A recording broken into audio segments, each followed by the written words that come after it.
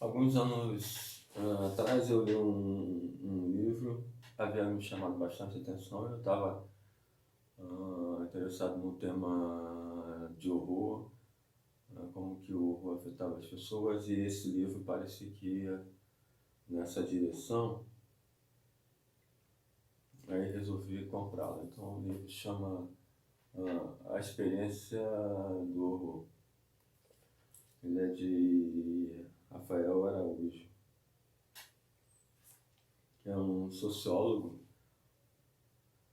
que fazia uma tese de doutorado e resolveu transformá-la.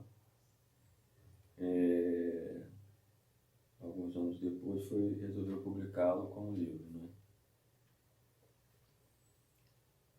Ele era também estudante de filosofia na época. Esse livro assim me pareceu filosófico. E aí eu resolvi comprá-lo e achei bastante interessante. Fala assim: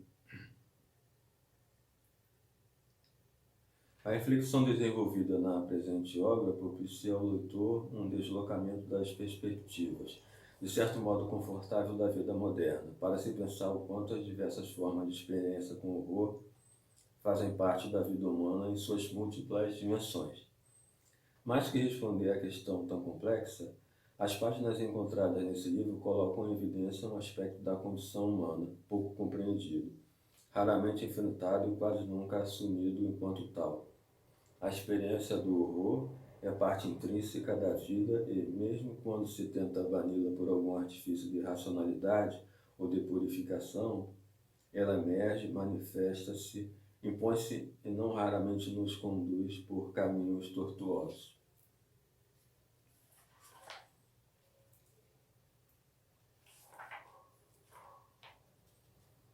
Aí eu destaquei aqui uma frase aqui no livro. Não há revolta, e nem tempo para revoltar-se. É preciso preocupar-se com a sobrevivência. Um outro trecho aqui que eu destaquei.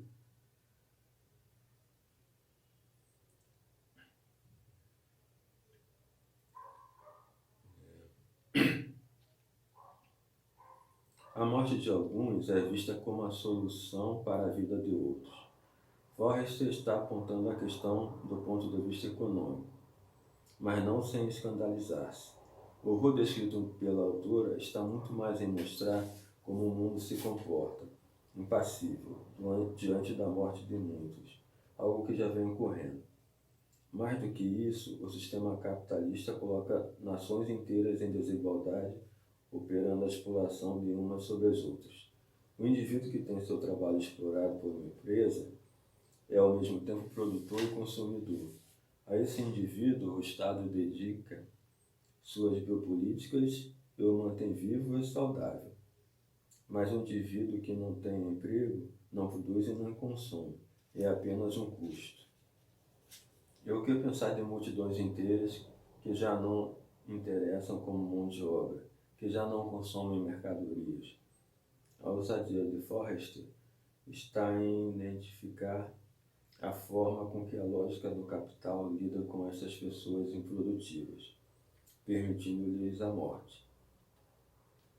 O que fazer com essas massas que já não reivindicam mais, ou então contra o fato consumado, mas que permanecem lá, cansativas? Como se viveria melhor sem esses desmancha-prazeres, esses sanguessugas, esses aproveitadores, em suma, que se julgam indispensáveis e que pretendem existir de pleno direito? Irritante essa perda de finanças e de tempo a que eles ainda obrigam. Estaríamos tão bem só entre nós?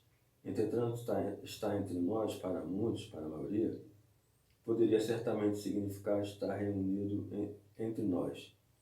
Mas dentro de um grupo sacrificado ao qual será preciso juntar-se, tamanha é a velocidade com que ele aumenta. O horror trazido pelo capital materializa-se nas pessoas, no momento em que a vida improdutiva agrava a difícil sociabilidade e a morte como solução para problemas torna-se uma alternativa possível. Não veremos horror na riqueza, mas no que a riqueza causou para constituir-se. Não veremos horror na liberdade de ação que tem o indivíduo com crédito, mas na impossibilidade de agir das pessoas engessadas num cotidiano repleto de limites. A esses indivíduos limitados resta ainda a liberdade existencial, e também veremos como horror.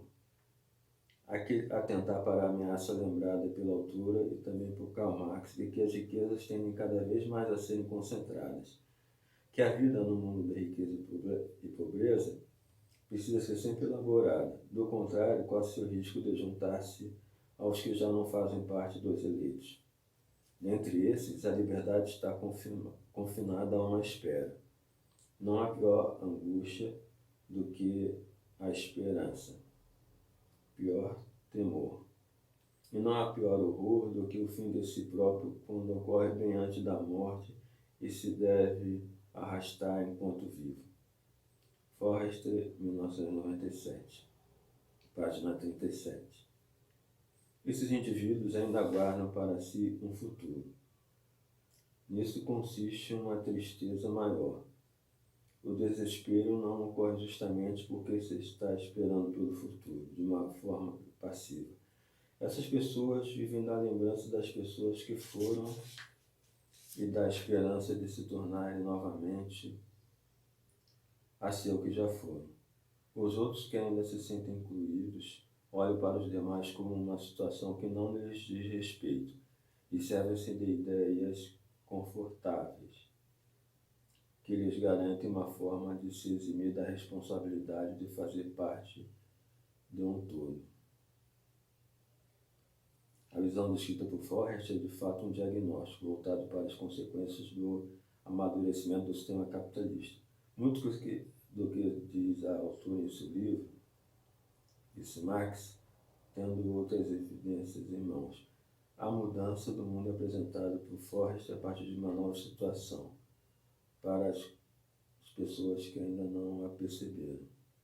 As paisagens políticas e econômicas puderam se metamorfosear à vista, mas não ao conhecimento. De todo, sem despertar a atenção e menos ainda a inquietação.